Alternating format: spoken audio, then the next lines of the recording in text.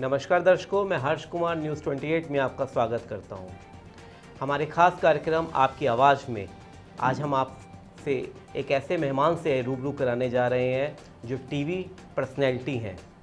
जी हाँ दोस्तों, गीत संगीत का एक ऐसा प्लेटफार्म होता है कि लोग, चाहे वो छोटे हों या बड़े, बच्चा हो या बूढ़ा, हर इंसान संगीत से जुड़ना पसंद करना चाहता है।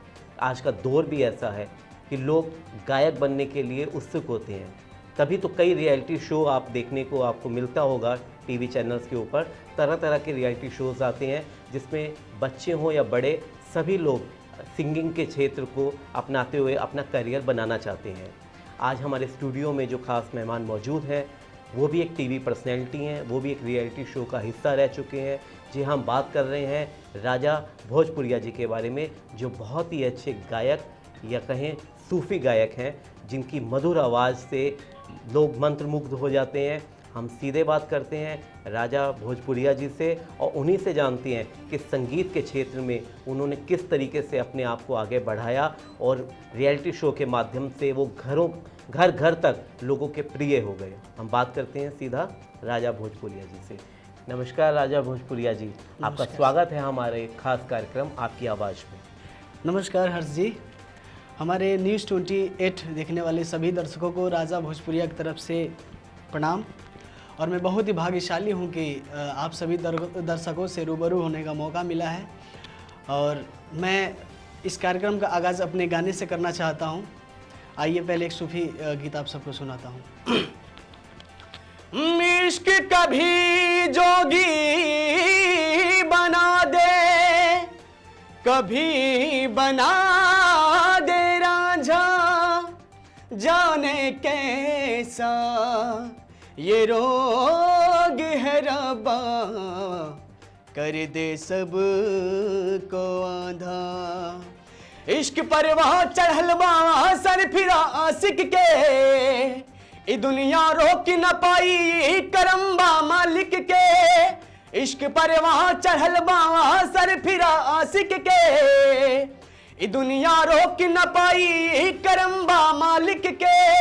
अरे जिद पे अड़के तोड़ी दीवार के पार हो जाला, प्यार प्यार प्यार हो, प्यार प्यार प्यार जब ये प्यार हो जाला, प्यार प्यार प्यार जब ये प्यार हो जाला। बहुत खूब राजा जी, बहुत बढ़िया आपने गुनगुनाया। और आपकी आवाज़ में जो रूहानियत है, जो सरस्वती माँ की आपके ऊपर अपार कृपा है, यकीनन आपके तो लाखों दीवाने होंगे। थैंक यू सर, बस आपका आशीर्वाद है। सभी भाई लोगों का, मेरे दर्शकों लोगों का प्यार मिलता है और उन्हीं के बदौलत यहाँ तक पहुँचा हूँ। जी राजा जी, इस क्षेत्र में, संगीत के क्षेत्र में आपकी तो उम्र भी बहुत छोटी है जी। किस उम्र में आपने इस क्षेत्र में कदम रखा? आपके गुरु कौन थे? किससे आपने ये संगीत की शिक्षा ली? इस बारे में हमारे दर्शकों को प्लीज़ बताएं। जी सर, मैं बताना चाहूँगा कि जब मैं 10th में था, 2011-12 की बात बता रहा हूँ। 10 से 11 साल पहले मैं इस लाइन में, लगभग हम 10 से 11 साल हो गया इस इंडस्ट्रीज़ में, बहुत मेहनत किया। शुरुआती दौर में हमारे एक ऋतुराज सर हैं, कोरियोग्राफर है, बहुत अच्छे डायरेक्टर हैं, उनसे मुलाकात हुआ और उनके थ्रू बहुत सारा मुझे काम मिलने लगा। और उनका बहुत बड़ा योगदान रहा है मेरे इस जीवन में आगे बढ़ने में। और तहे दिल से भैया को, सर को मैं शुक्रिया अदा करना चाहता हूँ। और मेरे माँ बाप और मेरे दर्शकों का आशीर्वाद है जो मैं यहाँ तक पहुँचा हूँ सर। जिस तरीके से आपने बताया कि आपके सिंगिंग क्षेत्र में आपके ऊपर जो आशीर्वाद दिया वो एक कोरियोग्राफर का आशीर्वाद दिया, एक संगीत, आप गीत संगीत के क्षेत्र में हैं, वो एक डांस के क्षेत्र से बिलोंग करते हैं। तो ये आपस में सामंजस्य कैसे बैठा? बिल्कुल सर, देखिए, जो सपोर्ट करने वाले लोग होते हैं, एक जरिया होता है।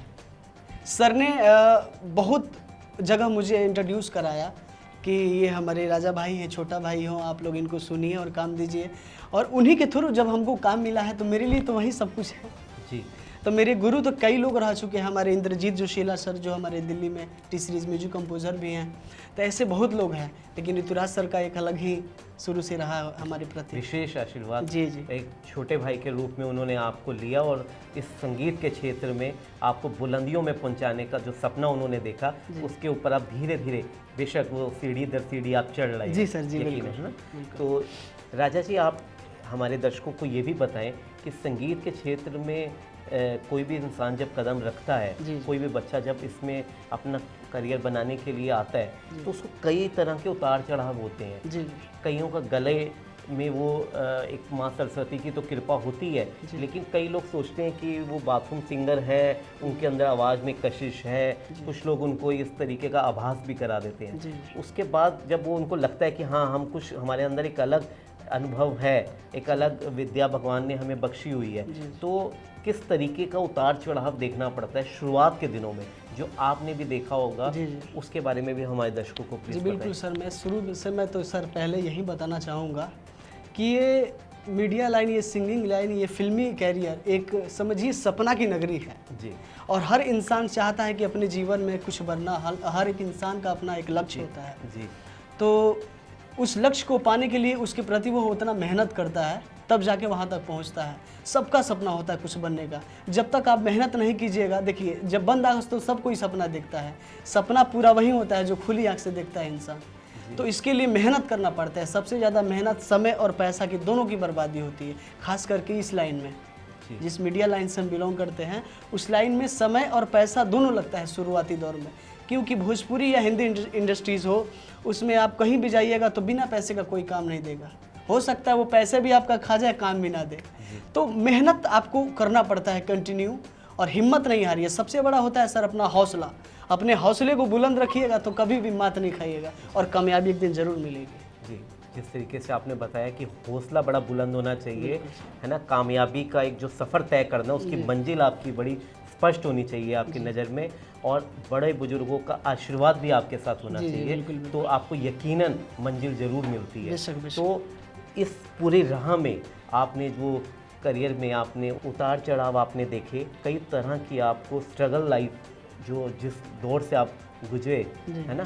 तो उस स्ट्रगल में भी आपने कुछ ना कुछ तो गुनगुनाया होगा, कुछ ना कुछ आपकी आवाज़ का जो दर्द होगा, उससे भी हमारे दर्शकों को रूबरू कराइए कि वो जो दर्द था उस स्ट्रगल लाइफ का, वो दर्द कैसा था, उसको आप गुनगुना के हमारे शब्द। बिल्कुल सर, ज़रूर। अभी मैं आप सबसे बताना चाहता हूँ, आपसे भी बताना चाहता हूँ हर सर, कि मैं बचपन से बहुत स्ट्रगल किया। एक होता है मतलब हर चीज़ मैंने पढ़ाई से लेके मतलब हर चीज़ मैं खुद किया हूँ। ग्रेजुएशन कंप्लीट हो गया मेरा, और ग्रेजुएशन अपने पैसे अपने कमा के किया हूँ। पिताजी पे प्रेशर नहीं दिया, कुछ फैमिली बैकग्राउंड कुछ उस तरीके का नहीं था जो हमको सपोर्ट कर पाए इस लाइन में भी, सिंगिंग लाइन में भी और टीचिंग लाइन में भी। तो मैंने अपने मेहनत के बदौलत यहाँ तक पहुँचा हूँ, और मेरी आवाज़ की तासीर है जो हमारे लोगों के दिल में छूती है, और उनके जगह मैं जगह बना पाया हूँ। तो मैं आप लोगों को एक सैड सॉन्ग सुनाना चाहता हूँ जो अभी सबरंग से रिलीज़ हुआ है। बहुत बढ़िया। ओ रब्बा केहू के ना दिल टूटे हो, बड़ा दर्द होला।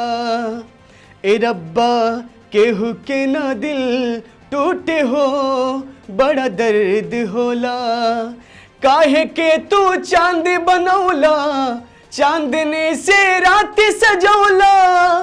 बैठ के चकोरा रोवेला, बड़ा दर्द होला। ए रब्बा केहू के ना दिल टूटे हो, बड़ा दर्द होला। बहुत खूब। जिस तरीके से आपकी आवाज़ में वो रूहानियत कशिश थी, तो वो दर्द भी आपकी आवाज़ में है। Thank you sir. तो आपके सफ़र में जी, जब आपको रियलिटी शो का आपके लाइफ में एक पार्ट आया, उस रियलिटी शो तक पहुंचने में आपको किन किन लोगों ने आपका साथ दिया, और किस तरीके से रियलिटी शो आप उस मुकाम तक पहुंचे कि आप देश के लोगों के बीच में आपकी आवाज़ सुनने का मौका मिला देश के लोगों को? जी सर, तो मैंने शुरुआती दौर में ही आपको बताया कि सबसे ज़्यादा जो मुझे सपोर्ट किया है वो है Rituraj sir, single Rituraj sir. और उनके माध्यम से ही मैं रियलिटी शो में गया और अभी आ भी रहा हूँ, अभी भी गंगा वगैरह पे आ रहा हूँ और ऑस्कर वगैरह पे भी मेरा चला है, ढिशुम पे चला है। तो कहीं ना कहीं उनका बहुत बड़ा योगदान रहा है मेरे उस लाइफ में। रियलिटी शो के बारे में बताएं कि वो रियलिटी शो क्या था, स्पेशल सिर्फ भोजपुरी सिंगिंग को लेके था, क्या हिंदी बॉलीवुड या हिंदी गानों के नगमों को नहीं भी नहीं लेकर सर, था? ये अभी ये भोजपुरी का था, भोजपुरी का था। और अभी भी गंगा पे भी मैं जाने वाला हूँ सर के ही माध्यम से। 2-4 दिन में आप सबको देखने को मिलेगा। जी जी हर किसी का एक आदर्श होता है, जी। एक आइडल होता है। जी, जी। आपका आइडल कौन है सिंगिंग की लाइन में? सर हिंदी और भोजपुरी का तो अलग अलग हिसाब किताब है। लगभग मैं सूफ़ी ज़्यादा पसंद करता हूँ, नुसरत साहब का, हमसर हयात का, मास्टर सलीम जी का। इनकी प्रेरणा आप जी लेते जी, हैं? उदित साहब का, ये सब लोग हमारे आदर्श हैं। कैलाश खेर साहब, जी ये सब लोग मेरे आदर्श हैं। और भोजपुरी में मैं सर, आज का जो हमारा भोजपुरी में जो अश्लीलता चला है, मैं उससे बिल्कुल अपोजिट काम कर रहा हूँ। क्योंकि हमारा भोजपुरी इतना अश्लील हो चुका है कि उसको आज आप अपनी फैमिली के साथ बैठ के नहीं सुन सकते हैं। लेकिन आप मेरे जितने भी गाने सुनेंगे, आपको एक अलग फील मिलेगा, एक अलग फीडबैक मिलेगा।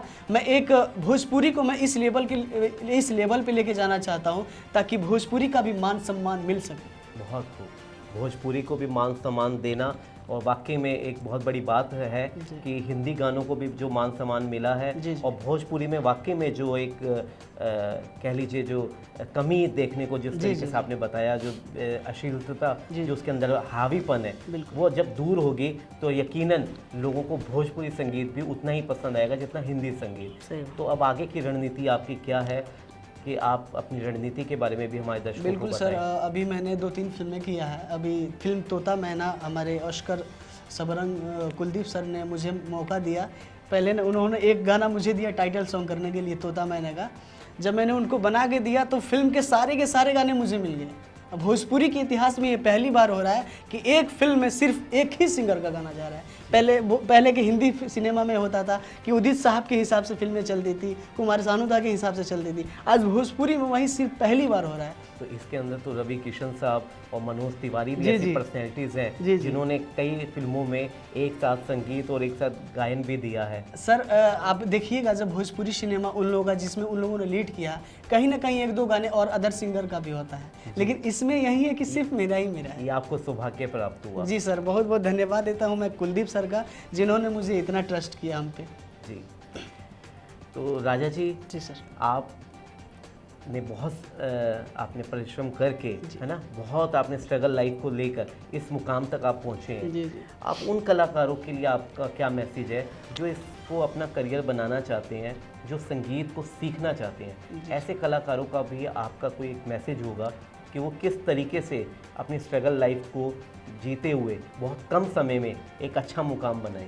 सर मीडिया लाइन जितना आसान दिखता है सर, उतना होता नहीं है। इसमें जैसे मैंने शुरुआती दौर में ही आपको बताया है, समय और पैसा दोनों लगता है बराबर। जी। जितना आपका समय लगेगा उतना ही आपका पैसा लगेगा। हमारे देखिएगा, हमारे इंडस्ट्रीज़ में तो बहुत सारे लोग हैं जो खेत बेच के, गाय भैंस बेच के भी आते हैं हमारे बिहार से, यूपी से लोग जी जी सीखने के लिए, कुछ बनने के लिए। जी।